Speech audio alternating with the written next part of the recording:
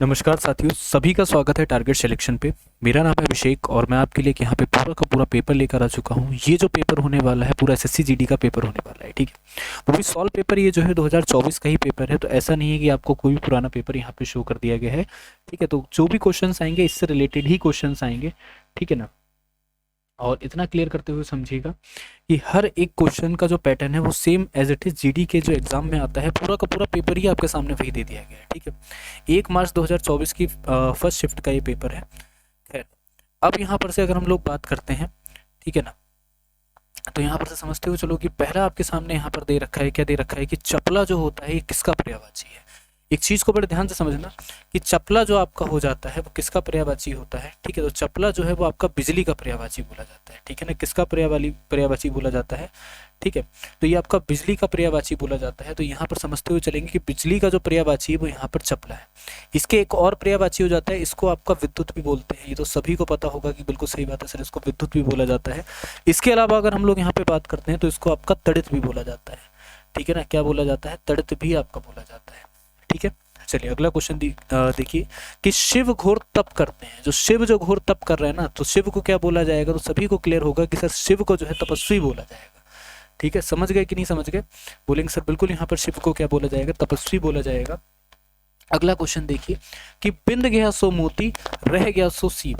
एक बात को बड़े ध्यान से समझना कि आप समुद्र की गहराई में मान लो चले गए, ठीक है ना। बोलेंगे सर बिल्कुल हम लोग समुद्र की गहराई में चले गए। वहां जाने के बाद अगर आप देख रहे हो ना कि आपको एक सीप दिखता है, अगर उस सीप को आपने खोला, उसमें सीप को खोलने के बाद अगर उसमें मोती है तो वो आपका हो गया, वरना तो वो सीप ही है। तो कहने का मतलब ये है जो वस्तु काम आ जाए वही अच्छी, जो वस्तु काम ना है वो बेकार, ठीक है ना। तो मतलब क्या है, यहाँ पे सी वाला जो ऑप्शन है वो आपका यहाँ पे करेक्ट ऑप्शन आंसर हो जाएगा, ठीक है ना।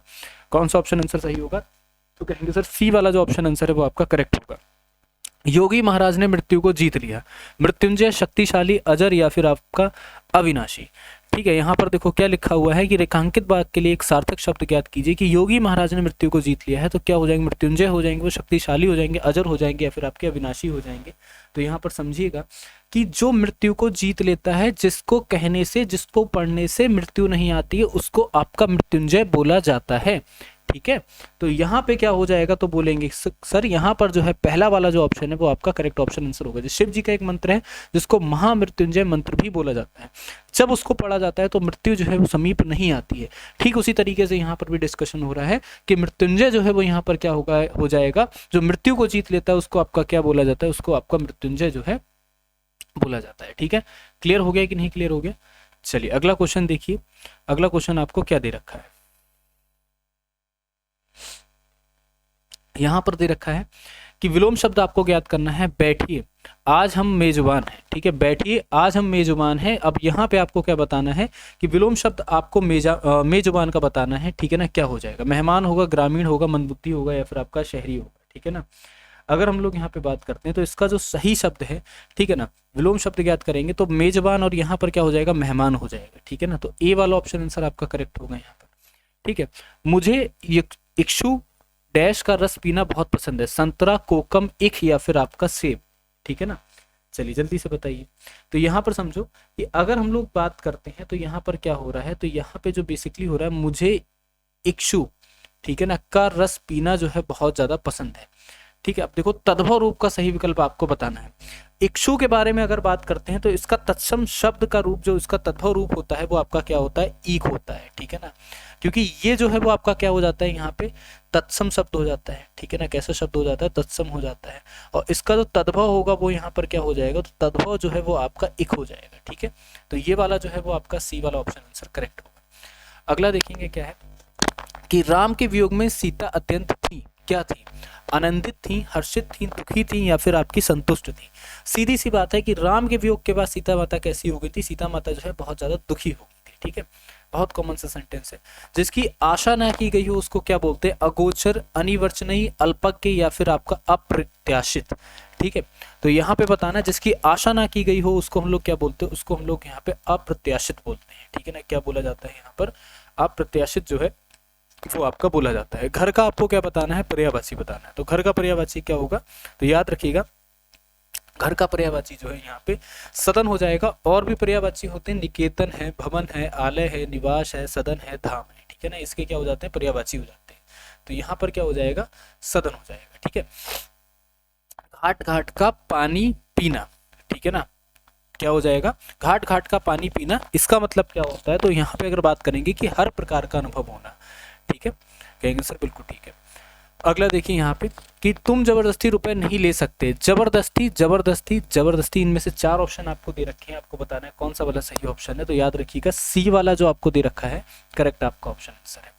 ठीक है, मुझे तुम्हार से काम है, यहाँ पे निरर्थक शब्द ज्ञात कीजिए। मुझे तमार से काम है, तो यहाँ पे बताएंगे क्या हो जाएगा। अगर तमार का यहाँ पे प्रयोग हो रहा है तो निरर्थक ऐसे शब्दों के लिए आपका प्रयोग होता है जिनका कोई अर्थ नहीं होता है। ठीक है ना, क्या हो जाता है, निरर्थक का मतलब ऐसा होता है जिससे आपका कोई भी यहाँ पे मतलब ही नहीं होता है। तो यहाँ पे मुझे का मतलब है, इससे काम का मतलब, लेकिन तमार का मतलब यहाँ पे कुछ भी नहीं है। ठीक है, चलिए अगला क्वेश्चन देखिए कि मोहिनी अपने प्रदेश गई है। स्वदेश, मातृ देश, आपके भाग्नी देश या फिर भ्रातृ देश। तो एक चीज को यहाँ पर याद रखेंगे कि अगर हम लोग बात करते हैं तो पितृदेश, यहाँ पे क्या करना है, विलोम शब्द बताना है। पितृदेश का विलोम क्या होगा, मातृ देश हो जाएगा। तो यहाँ पे बी वाला ऑप्शन करेक्ट होगा। ठीक है, चलिए अगला देखो आपके सामने, फिर से आपको यहाँ पर क्या बताना है, त्रुटि बताना है।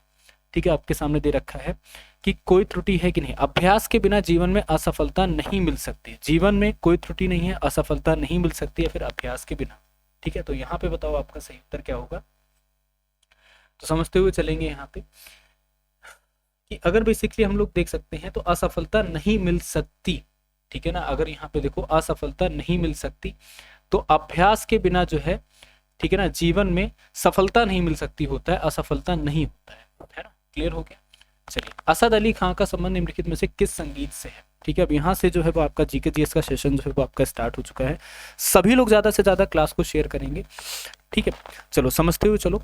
असद अली खां के बारे में अगर हम लोग बात करते हैं तो इनका जो संबंध हो जाता है वो आपका रुद्रवीणा से हो जाता है। ठीक है ना, रुद्रवीणा क्या होता है, एक तरीके का वाद्य यंत्र होता है। ये तो सभी को पता होगा कि सर रुद्रवीणा क्या हो जाता है, एक तरीके का अगर हम लोग बात करते हैं तो ये हमारा यहाँ पे वाद यंत्र हो जाता है। ठीक है, कहेंगे सर बिल्कुल ठीक है, क्लियर हो गया हमको क्या है, एक तरीके का वाद्य यंत्र है। अगर हम लोग यहाँ पे इसके थोड़े से बारे में बात करते हैं तो सबसे पहले अगर हम लोग इस यंत्र के बारे में बात करते हैं तो अगर यहाँ पे इसके बारे में आप जानोगे तो इसका कहीं ना कहीं रिलेशन जो है अकबर के 9 रत्नों से हो जाता है।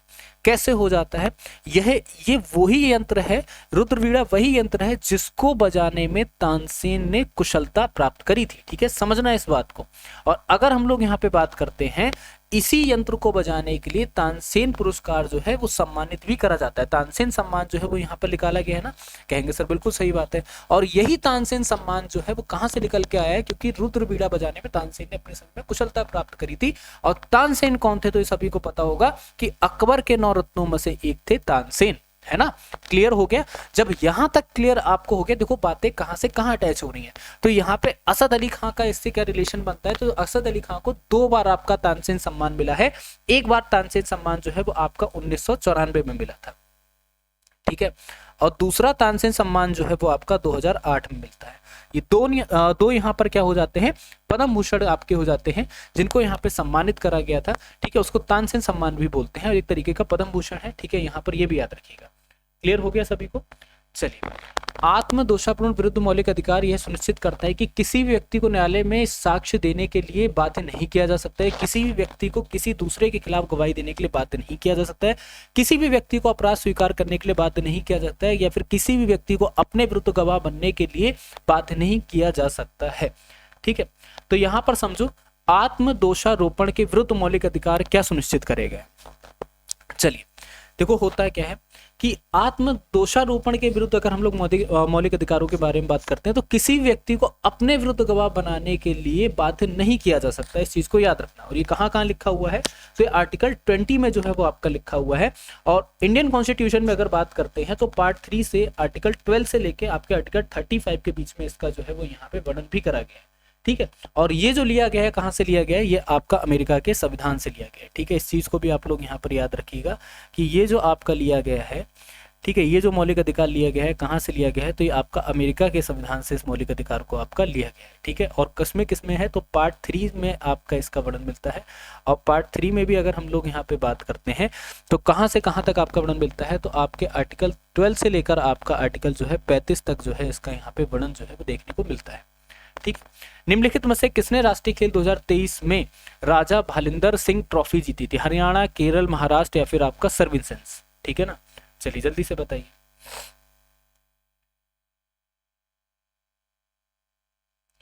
देखो अगर हम लोग यहाँ पे बात करते हैं, क्वेश्चन देखो, किसने राष्ट्रीय खेल 2023 में राजा भालिंदर सिंह ट्रॉफी जीती थी? हरियाणा, केरल, महाराष्ट्र, सर्विसेंस। ठीक है ना, तो यहाँ पे महाराष्ट्र के द्वारा ये जो है ट्रॉफी आपकी जीती गई थी। ठीक है ना, किसके द्वारा जीती जाती है? महाराष्ट्र के द्वारा ये जो ट्रॉफी है वो आपकी जीती जाती है। ठीक है ना, और होता क्या है बेसिकली, अगर हम लोग यहाँ पे बात करते हैं तो यहाँ पर समझते हुए चलो, पहली बार ये जो ट्रॉफी थी, ठीक है ना, पहली बार ये ट्रॉफी जो है वो 1994 में महाराष्ट्र जीतता है, और दूसरी बार जो है वो आपका यहाँ पे 2023 में जीतता है। तो मैटर ये करता है राजा बेटा कि ये करंट अफेयर आप यहाँ पर याद रखोगे। इस बार 2025 में जब आपका पेपर होने जा रहा है तो आपको 2024 के करंट अफेयर जुबान पे रटे होने चाहिए, छोटे से छोटे और बड़े से बड़े। ठीक है ना, तो ये दो बातों को आप यहाँ पे याद रखिएगा कि करंट अफेयर आपको जो भी अभी रिसेंट के हैं वो सारे ही करंट अफेयर आपकी बुद्धि में फंसे होने चाहिए, तभी आप एग्जाम के अंदर अच्छा स्कोर भी कर सकते हैं। ठीक है, अगला क्वेश्चन देखो तुम्हारे सामने यहाँ पर दे रखा है कि निम्नलिखित में से समाज सुधारक और राजनीतिक नेता कौन थे जिन्होंने महिलाओं के अधिकारों की वकालत की और 1856 में विधवा पुनर्विवाह अधिनियम में महत्वपूर्ण भूमिका निभाई? ठीक है, ईश्वर चंद्र विद्यासागर, दयानंद सरस्वती, भगत सिंह या फिर आपके स्वामी विवेकानंद?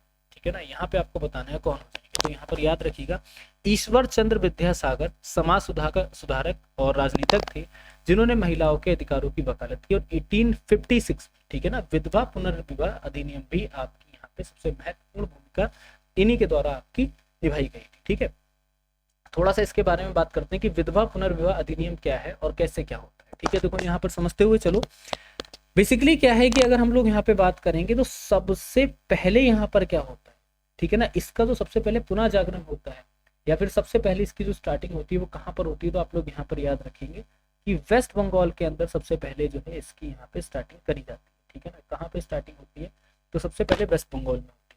और वेस्ट बंगाल में भी थोड़ा सा अगर आप डिटेल से यहाँ पर समझोगे तो ये आपका कब पारित होता है, तो आप यहाँ पर याद रखिएगा कि इनके द्वारा सबसे पहले क्या करा जाता है 1849। ठीक है ना, इनके द्वारा क्या करा जाता है सबसे पहले 1849 में, ठीक है, प्रथम स्कूल की स्थापना होती है। ठीक है ना, क्या हो जाता है यहाँ पे प्रथम जो स्कूल है इसकी क्या हो जाती है, प्रथम स्कूल की यहाँ पे स्थापना करी जाती है। अब ये प्रथम स्कूल आपकी कौन सा है, किसकी स्थापना, ऐसा थोड़ी ना कि भारत में पहले स्कूल की स्थापना तब होगी, ऐसा नहीं। बेसिकली क्या है कि इनके द्वारा महिला शिक्षा के लिए, ठीक है ना, क्या करा जाता है, महिला शिक्षा के लिए जो सबसे पहले जो आपकी स्थापना होती है वो आपकी 1849 में होती है। ठीक है, और इन्हीं के द्वारा क्या हो जाता है 1856 में क्या हो जाता है, विधवा पुनर्विवाह जो अधिनियम है इसको पारित करा जाता है। ठीक है ना, इनके प्रयास से ही पारित होता है, इस चीज को आप याद रखिएगा। ठीक है, क्लियर हो गया आपको सभी को? कहेंगे सर बिल्कुल ठीक। और इनका जन्म कब होता है, तो इनका जन्म जो है वो आपका 1820 में होता है, और इनकी मृत्यु के बारे में बात करते हैं तो 1891 में इनकी मृत्यु हो जाती है। चलिए अगला क्वेश्चन आपके सामने है। अगला क्वेश्चन आपको दे रखा है कि पोंगल 4 दिनों तक चलने वाली एक फसल कटाई उत्सव है जो गन्ने और डैश जैसी फसलों की कटाई पर मनाया जाता है, चना, चावल, सरसों, गेहूं। ठीक है, चलिए जल्दी से बताइए, यहाँ पे सही उत्तर बताएंगे आपका क्या हो जाएगा।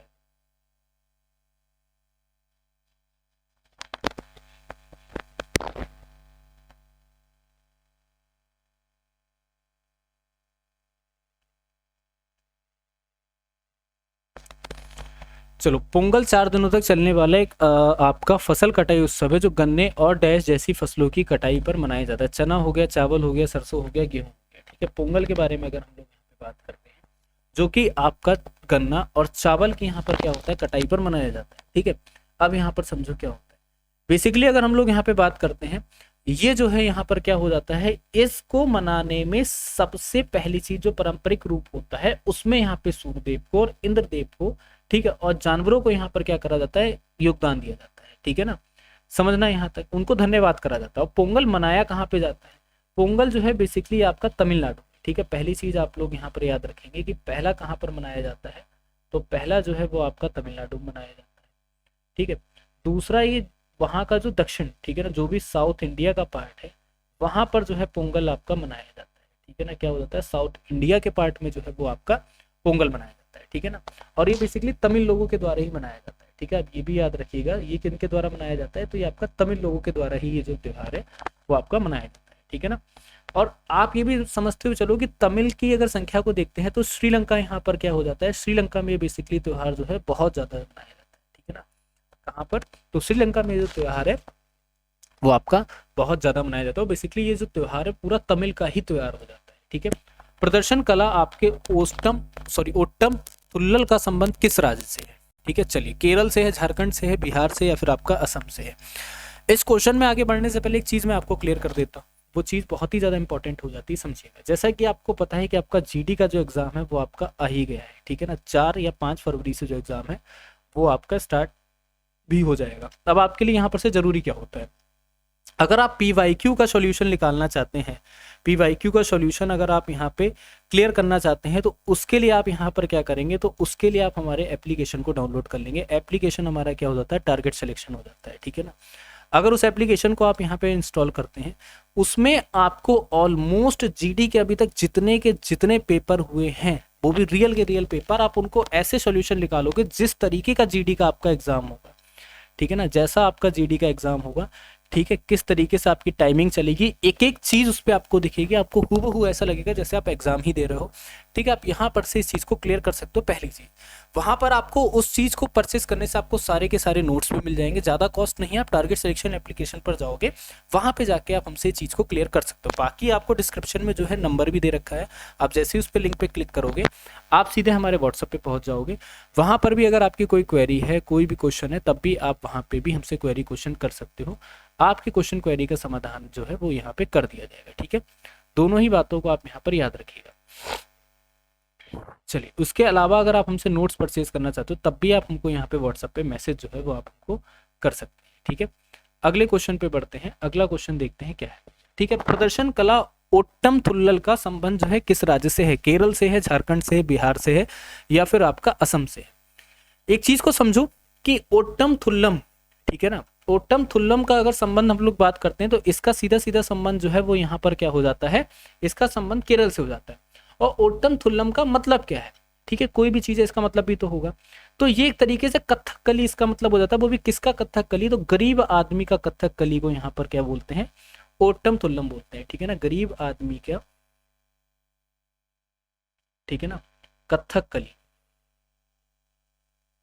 इसको आपका क्या बोला जाता है, ओट्टम थुल्लम जो है वो आपका बोला जाता है। पहली चीज समझ गए आप यहाँ पे। चलिए, अगर हम लोग यहाँ पे बात करते हैं तो यहाँ पर से एक और चीज समझते हुए चलेगा कि बेसिकली ये जो है एक तरीके से केरल के मंदिरों में प्रस्तुत करा जाता है। केरल की क्या हो जाती है, लोक कला भी हो जाती है, ठीक है। केरल की लोक कला क्या है, तो आप ये भी याद रखोगे कि ओट्टम थुल्लम को क्या बोला जाता है, केरल की लोक कला भी बोला जाता है, ठीक है। तो यहाँ पर याद रखिए, केरल की लोक कला भी इसको जो है यहाँ पे नाम दिया जाता है। क्लियर हो गया, तो पहला ऑप्शन आपका करेक्ट हो जाएगा, ठीक है। अगला देखिए, इसकी 1770 ईस्वी में भारत में स्थापित होने वाला पहला बैंक कौन सा था, आपको बताना है, ठीक है। यहाँ पर से समझना है कि पहला बैंक जो है वो आपकी कौन सा हुआ था, तो आप याद रखेंगे कि, ठीक है, बैंक ऑफ हिंदुस्तान जो है वो आपका सबसे पहले यहाँ पर आता है, ठीक है ना।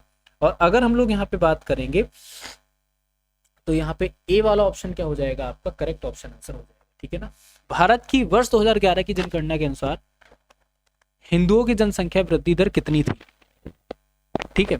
16.8, 11.8, 22.8 या फिर आपका 19.8। तो यहाँ पर आप याद रखिएगा, हिंदू की जो जनसंख्या वृद्धि दर थी वो आपकी कितनी थी, 16.8% आपका यहाँ पे करेक्ट ऑप्शन आंसर हो जाएगा, ठीक है।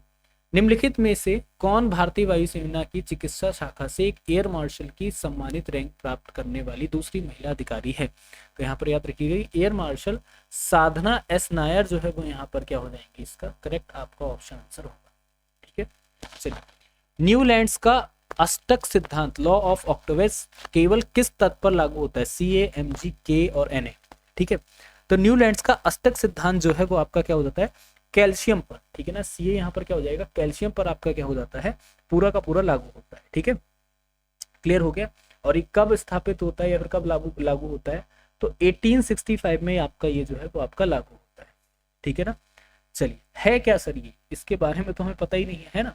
समझो, अगर हम लोग यहाँ पे बात करते हैं कि इनके कहने का मतलब ये है कि जो तत्व होते हैं, तत्व में जो परमाणिक भार होता है उसको क्रम से लगाया जाता है, ये इनके द्वारा कहा गया। इसी को कहा को आपका न्यूलैंड्स का अष्टक सिद्धांत भी बोला जाता है। लॉ ऑफ ऑक्टेवियस भी आपका नाम जो है वो यहाँ पे दिया जाता है। ठीक है, समझ गए कि नहीं समझ गए? कहेंगे सर बिल्कुल हम लोग यहाँ तक समझ गए। चलिए अगला क्वेश्चन देखिए आपका यहाँ पर क्या दे रखा है।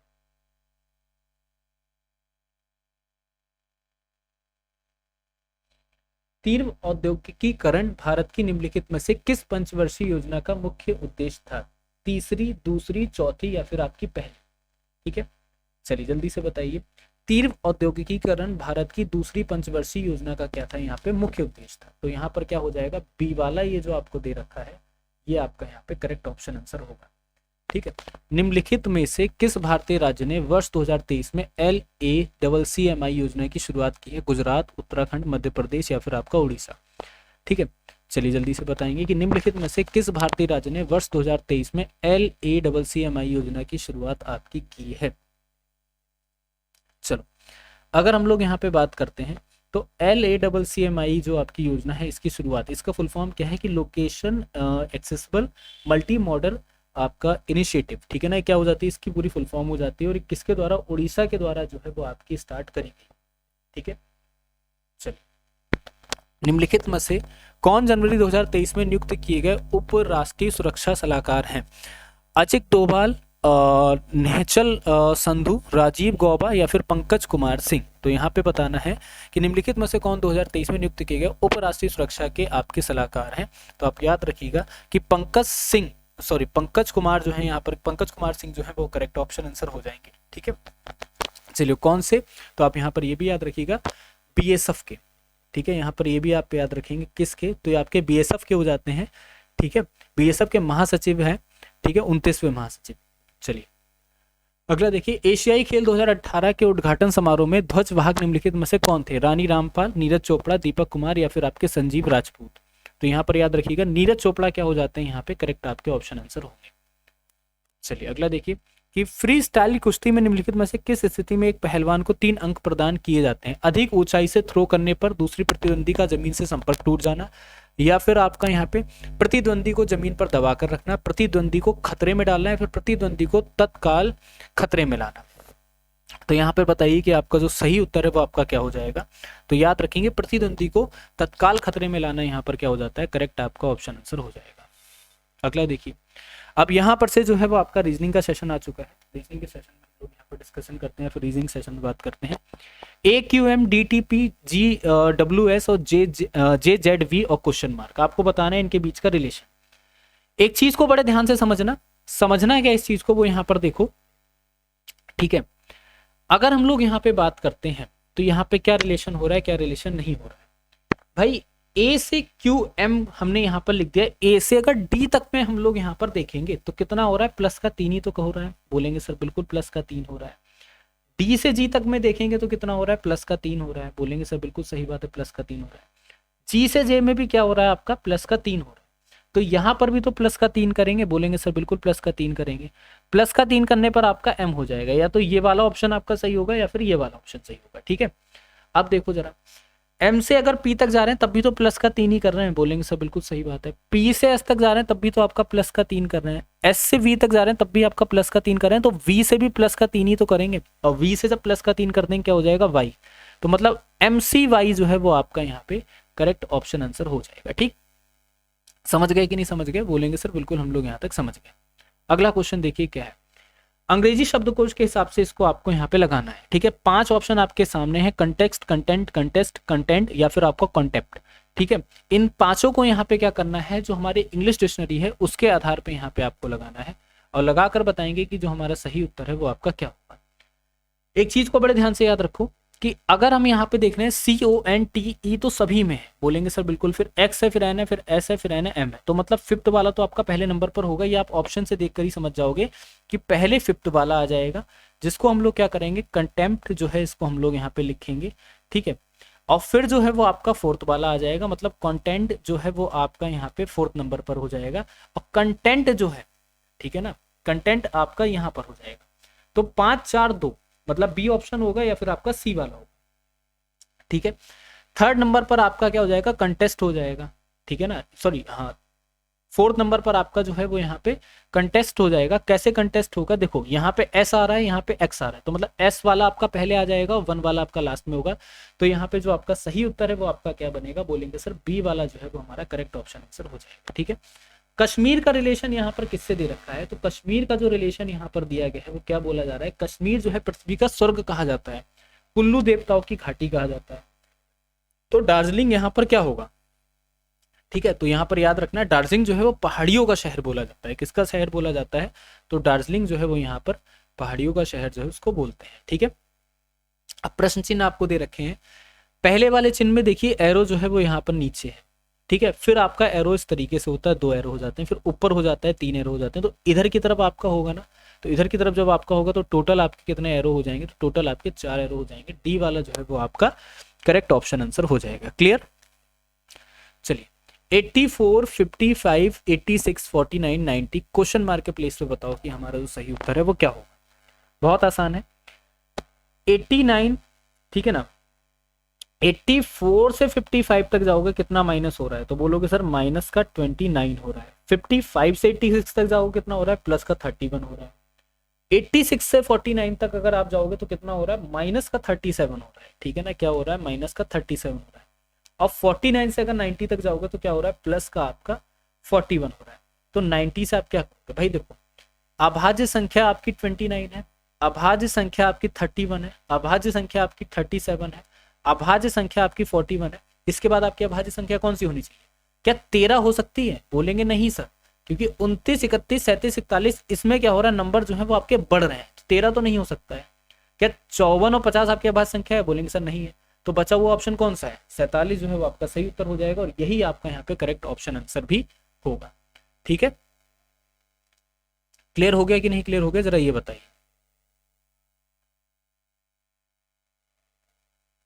अगले क्वेश्चन पे बढ़ते हैं। अगला क्वेश्चन देखिए क्या दे रखा है,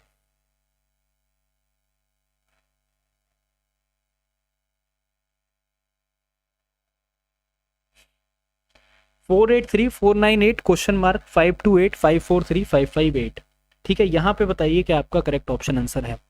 483 में कितना जोड़ा जा रहा है, प्लस का 15 जोड़ा जा रहा है ना, बोलेंगे सर बिल्कुल सही बात है। तो 498 में भी तो प्लस का 15 जोड़ देंगे, कहते हैं सर जोड़ के देख लेते हैं, 513 हो रहा है, ठीक है।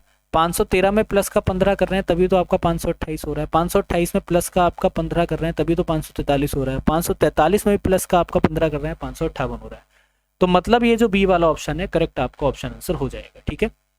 चलिए अगला देखिए आपके सामने यहाँ पर क्या दिया गया है। अगला क्वेश्चन आपके सामने कुछ इस प्रकार से है कि आर ई का रिलेशन डब्ल्यू जेड से है, जे से है, और यहाँ पे क्वेश्चन मार्क आपको बताना है सही उत्तर क्या होगा। देखो भाई अगर आर से आप प्लस का यहाँ पे 5 करते हो तो आपका डब्ल्यू आता है, ई से प्लस का 5 करते हो तो आपका जे आता है। तो मतलब यहाँ पर भी आपका प्लस का 5, यहाँ पर भी आपका प्लस का 5, ठीक है। इन ऑप्शन में आपका करेक्ट ऑप्शन आंसर क्या होगा, तो क्यू से भी प्लस का 5 करोगे वी, और डी से भी प्लस का 5 करोगे तो आपका आई। तो मतलब सी वाला जो ऑप्शन है वो हमारा यहाँ पे करेक्ट हो जाएगा, ठीक है। अब आपसे यहाँ पर क्या पूछा जा रहा है, अब आपसे पूछा ये जा रहा है कि भाई ये बताओ कि इसका जो यहाँ पे दर्पण, ठीक है ना, दर्पण छवि आपको बताना है क्या है। सीधी सी बात है, दर्पण छवि के बारे में बात करते हैं, जो चीज आपका लेफ्ट की तरफ है वो आपकी राइट में हो जाएगी, राइट वाली जो है वो आपकी लेफ्ट में हो जाएगी। तो ये इधर चला जाएगा, ये इधर आ जाएगा, मतलब आपका ए वाला ऑप्शन करेक्ट हो जाएगा, ठीक है। चलिए अगला देखिए, अगली आकृति आपको बतानी है यहाँ पर क्या होगी, बहुत आसान है। 1 2 3 4 5 6 7, 1 2 3 4 5 6, ठीक है ना, हाँ 6 1 7, 7 हो रहा है ना इसमें, 1 मिनट रुक जाइएगा।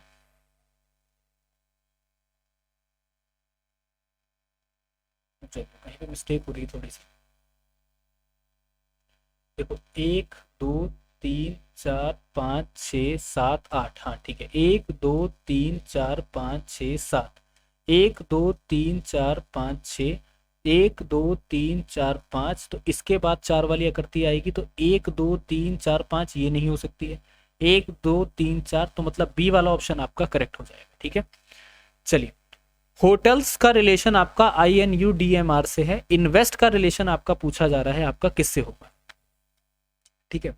बहुत आसान है, एच से अगर माइनस का 1 करते हैं तो कितना हो जाता है, H से माइनस का 1 करने पर आपका I होता है, O से माइनस का 1 करने पर आपका N होता है, T से माइनस 1 करने पर आपका U होता है, E से माइनस 1 करने पर आपका D होता है। तो मतलब अगर हम लोग यहाँ पे देखेंगे तो -1 का जो प्रोसेस है पूरा का पूरा आपका चल रहा है, ठीक है ना। क्या चल रहा है आपका? -1 का जो प्रोसेस है पूरा का पूरा यहाँ पे चल रहा है। तो इसके बाद में इन्वेस्ट में भी तो सेम थिंग आपकी अप्लाई होगी, होगी कि नहीं होगी? तो I से माइनस का 1 करेंगे, N से माइनस का 1 करेंगे, B से माइनस का 1, E से माइनस 1, S से T, ठीक है। पूरे में -1 का सीरीज चलाएंगे। एक मिनट रुक जाना, कहीं मिस्टेक हुआ है, -1, अच्छा प्लस का 1 है एक जगह पे, ठीक है। -1, अरे नहीं गलती हो गया इसमें,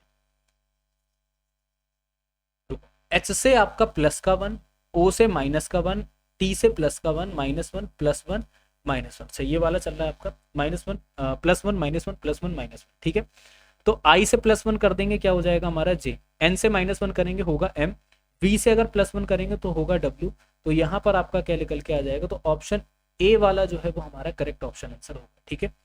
चलिए, सोल्ड को आपका क्या करा जाता है? OJHY लिखा जाता है। तो कूट भाषा में टेस्ट जो है उसको आपका क्या लिखा जाएगा? तो S से अगर हम लोग यहाँ पे क्या करते हैं, -4 करते हैं, ठीक है, तो क्या हो जाता है O, और O से हम लोग क्या करते हैं, -5 करते हैं, क्या हो जाता है J। यहाँ पे -4 कितना हो जाता है आपका H, और D से हमारा क्या हो जाता है -5, मतलब हमारा यहाँ पे Y, ठीक है ना। OJHY हो जाता है। तो टेस्ट में भी तो सेम प्रोसेस होगा, -4 कितना करेंगे तो आ जाएगा आपका P, ठीक है। और E से क्या कर देंगे हम लोग यहाँ पे आपका 5 कर देंगे तो क्या हो जाएगा आपके पास Z हो जाएगा, ठीक है। और S से आपका -4 करेंगे तो आपका O हो जाएगा, और T से आपका 5 करेंगे तो कितना हो जाएगा, O हो जाएगा। PZOO जो है वो हमारा यहाँ पे करेक्ट ऑप्शन आंसर होगा, ठीक है। चलिए अगला क्वेश्चन देखेंगे हमारे सामने क्या है। BMMDOO-HSSJW, ठीक है। यहाँ पे आपको बताना है कि हमारा जो सही उत्तर है वो आपका क्या।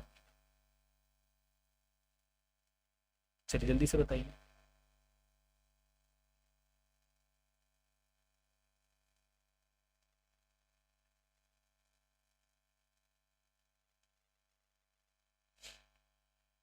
देखो भाई, BMMDOO और HSSJW, अगर हम लोग B से यहाँ पर क्या करते हैं, प्लस का 2 करते हैं, D से भी क्या करेंगे, प्लस का 2 करेंगे तो हमारे पास कितना हो जाएगा F, ठीक है।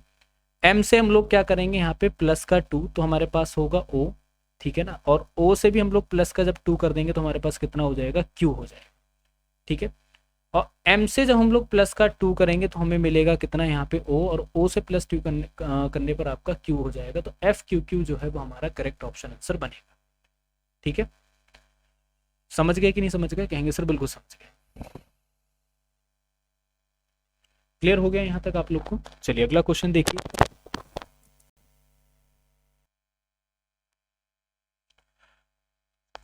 क्वेश्चन आपके सामने, यदि ए के पास 155 पेंसिल हैं, बी के पास 195 पेंसिल हैं, सी के पास 175 पेंसिल हैं, तो ए बी सी के पास पेंसिलों की औसत संख्या क्या होगी? एवरेज संख्या आपको बतानी है। बहुत आसान सा क्वेश्चन है। इसकी एवरेज संख्या निकालने के लिए सिंपल ही अभी तक समझते हुए आओगे, किसी का भी एवरेज निकाला कैसे जाता है भाई, तीनों संख्याओं को जोड़ दो और जितनी संख्या उसको नीचे लिख दो। कहने का मतलब यह है कि एवरेज निकालने का तरीका होता है कि सभी संख्याओं का योग बटा आपकी संख्या है। तो सभी संख्याओं का योग आपको कितना दे रखा है? सभी संख्याओं का योग जो है वो आपका 155 है, 195 है, 100 यहाँ पर कितना दे रखा है, 75 दे रखा है, बटा आपके पास कितना हो जाएगा यहाँ पे 3 हो जाएगा, ठीक है। इन सभी को जोड़ देते हैं। जब इन सभी को जोड़ोगे तो आपके पास क्या हो जाएगा, 525 हो जाएगा, ठीक है, बटा आपके पास कितना हो जाएगा, 3 हो जाएगा। तो यहाँ पे कितना बचेगा? बोलेंगे सर 175 जो है वो हमारा यहाँ पे इसका करेक्ट आपका ऑप्शन आंसर हो जाएगा बी, ठीक है। चलिए दूसरा क्वेश्चन आपके सामने की एक संख्या में 18% की कमी, फिर दोबारा से क्या होता है उसमें 50% की कमी होती है, तो संख्या में होने वाली कुल कमी आपको बतानी है कितने प्रतिशत की है। सीधी बात है, कोई एक संख्या अपने आप में कितनी होती है, पूरी की पूरी 100% होती है। वो संख्या हमने कितनी मान ली यहाँ पे, 100 मान ली, ठीक है। 100 - 100 इंटू अगर 18% की कमी है तो कितना हो जाएगा, 82/100 हो जाएगा। 50% की कमी है तो वो आपके पास कितना हो जाएगा, 50 बटा आपका 100 हो जाएगा। समझ गए कि नहीं समझ गए? कहेंगे सर बिल्कुल यहाँ तक समझ, ठीक है। 1 0 से 1 0 आपका कट, 5 एकम 5, 5 दूनी 10, 1 पूरा 100 से 100 आपका कट। तो यहाँ पे कितना आपको मिलेगा, तो बोलोगे सर 100, ठीक है, इससे ये हटा दो, ठीक है, इससे ये हटा दो, इससे आपका ये हटा दो, ठीक है, 5 एकम 5, 5 दूनी 10, और यहाँ पर कितना हो जाएगा 41, तो 100 माइनस 41 हो जाएगा। कहने का मतलब हमारे पास कितना है यहाँ पे 59% जो है वो आपका यहाँ पर करेक्ट ऑप्शन आंसर होगा, ठीक है ना। क्या हो जाएगा आपका यहाँ पे 59% जो आपको दे रखा है वो हमारा यहाँ पर क्या हो जाएगा इसका करेक्ट आपका ऑप्शन आंसर, ठीक है। क्लियर हो गया, तो कहेंगे सर बिल्कुल सही बात है, 59%। अगला क्वेश्चन आपके सामने है कि एक मेज जो है 35 के डिस्काउंट पे बेची जाती है, उसका जो यहाँ पे मार्क प्राइस है वो 2400 है, तो जो मेज है उसका जो आपका सेलिंग प्राइस होगा वो आपको बताना है कितना हो जाएगा, ठीक है। चलिए जल्दी से बताइए, सेलिंग प्राइस जो है वो आपको बताना है कितना होगा। देखो अगर हम लोग यहाँ पे एक सिंपल सी बात करते हैं, क्वेश्चन को हम लोग यहाँ पर लगाते हैं, भाई कोई एक मेज है, ठीक है ना, उस मेज के बारे में अगर हम लोग यहाँ पे देख रहे हैं तो हमारे सामने मेज पर क्या हो रहा है 35% का डिस्काउंट दिया गया। 35% का डिस्काउंट अगर हम लोग यहाँ पे कर देते हैं तो 2400 की तो वो यहाँ पर मेज दे रखी है, ठीक है। 35% का डिस्काउंट मतलब डिस्काउंट आपका कम होगा, तो यहाँ पर कितना हो जाएगा 65 अपॉन आपका 100 हो जाएगा, 2 0 से 2 0 कट, 24 इंटू 65 हमारे पास कितना हो जाएगा 1560 जो है वो हमारा यहाँ पर क्या होगा इसका सही उत्तर बन जाएगा ए वाला, ठीक है। क्लियर हो गया कि नहीं, कहेंगे सर बिल्कुल क्लियर हो गया, ए जो है वो आपका करेक्ट ऑप्शन आंसर होगा, ठीक है। 1440 डिवीजन, ठीक है, 4 माइनस आपका 1555 और फिर यहाँ पे आपका डिवीजन, ठीक है, प्लस आपका 21 इंटू 3, तो यहाँ पे इसका सोल्यूशन बताएंगे क्या होगा। भाई देखो 4 से अगर हम लोग यहाँ पे कट करते हैं तो क्या आपका कट पूरा है, बोलेंगे सर बिल्कुल 4 से कट हो जाएगा, 4 से 4 3 12, 2 रह गया आपका, ठीक है, 4 संग आपका यहाँ पे 24, ठीक है, तो यहाँ पे 360 माइनस कितना हो जाएगा 5 से अगर 15 55 को भाग दोगे तो कितना हो जाएगा 311 होगा, 5 3 15 5 1 311, प्लस यहाँ पर कितना हो जाएगा 31 3 आपका 63, ठीक है, 360 माइनस 311, तो यहाँ पर आपका कितना हो जाएगा प्लस का 63, पहले प्लस वाले को सॉल्व करेंगे तो यहाँ पे हमारे पास कितना बने प्लस और प्लस आपका कितना हो जाएगा यहाँ पे 423 माइनस का आपका 311 और यहाँ पर कितना हो जाएगा आपका, तो 112 जो है वो आपका सही उत्तर यहाँ पर बनेगा, ठीक है ना। ऑप्शन नंबर जो ए दे रखा है ये हमारा यहाँ पर क्या हो जाएगा इसका करेक्ट ऑप्शन आंसर होगा, ठीक है। चलिए 5852 डिवीजन 11 माइनस 41 इंटू 3 प्लस 57, तो यहाँ पर कितना होगा 11 से देखते हैं, 11 5 जा 55, ठीक है, यहाँ पर कितना आ जाएगा 3, तो हमारे पास कितना बचेगा 532 माइनस का 41 इंटू आपका 3, ठीक है, प्लस का यहाँ पर हो जाएगा 57, ठीक है। अब देखो 532 माइनस और यहाँ पर कितना हो जाएगा 41 3 जा आपके पास होता है 123, तो 532 माइनस का आपका 123 प्लस का आपके पास हो जाएगा 57, ठीक है, हमारे पास कितना बचेगा 589 माइनस का 123 बराबर में आपका हो जाएगा 466, ठीक है, कितना हो जाएगा 466 जो है वो हमारा यहाँ पे करेक्ट आपका ऑप्शन आंसर बनेगा, ठीक है। अगला देखिए कि मनोज और पारस की आय का अनुपात 12:7 है, ठीक है ना। मनोज और पारस जो है इनकी जो आय का अनुपात है वो 12:7 है, ठीक है। यदि पारस की आय मनोज की आय से 4000 कम है तो मनोज और पारस की कुल आय आपको बतानी है कितनी है। चलो भाई देखते हैं, देखो सिंपल सी बात कि मनोज और पारस का जो रेशियो दे रखा है, रेशियो मतलब हमारे सामने क्या है 12x, ठीक है ना, और 7x, क्योंकि रेशियो अपने आप में पूरा नहीं होता, ये आपका एक हिस्सा होता है, ठीक है, बोलेंगे सर बिल्कुल ठीक है। पारस की आय मनोज की आय से 4000 कम है, एक बात को समझना 4000 यहाँ पे कम दे रखी है, तो 12x, ठीक है, माइनस 7x बराबर कितना दे रखा है यहाँ पे 4000 दे रखा है, ठीक है ना। तो यहां पर जरा देखो बताओ कितना हो जाएगा, तो यहां पर आपका हो जाएगा 5x बराबर आपका हो जाएगा 4000, ठीक है, तो यहाँ पे x बराबर आपका कितना होगा, x बराबर हो जाएगा आपका 4000 बटा आपका हो जाएगा 5, ठीक है, तो x बराबर आपका हो जाएगा यहाँ पर कितना 800 हो जाएगा, ठीक है, x बराबर आपका 800 हो जाएगा। और कुल आय आपकी पूछ रहा है तो 12x प्लस आपका यहाँ पे 7x इक्वल्स टू आपका हो जाएगा 19x, 19 इंटू आपका 800, तो यहाँ पर कितना हो जाएगा 15,200 जो है वो यहाँ पर क्या हो जाएगी इनकी कुल आय आपकी हो जाएगी, ठीक है। क्लियर यहाँ तक, कहेंगे सर बिल्कुल हमको यहाँ तक क्लियर, ठीक है। चलो रजत के द्वारा एक शर्ट पर 20% 30% की 2 डिस्काउंट दिए जाते हैं, यदि शर्ट का अंकित मूल्य 800 है तो डिस्काउंट का मूल्य आपको बताना है, तो छूट का जो मूल्य है वो आपको बताना है कितना होगा, ठीक है। चलिए जल्दी से बताइए, भाई सीधी सी बात है।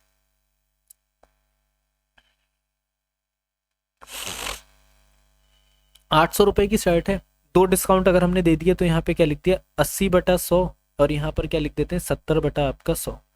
ठीक है, 1 0 यहाँ पे कट, 2 0 आपके कट, 8 सत्ते आपका 56, 8 8 64, तो मतलब हमारे पास कितना हो जाएगा यहाँ पे, तो जो निकल के आ जाएगा 448 निकल के आ जाएगा। ठीक है, और 448 माइनस आपका कितना हो जाएगा 800, 800 माइनस आपका 448, तो इक्वल्स टू आपके पास कितना बचेगा 352 जो है वो आपका यहाँ पे करेक्ट आपका ऑप्शन आंसर बचेगा। ठीक है, चलिए क्लियर हो गया सभी को यहाँ तक।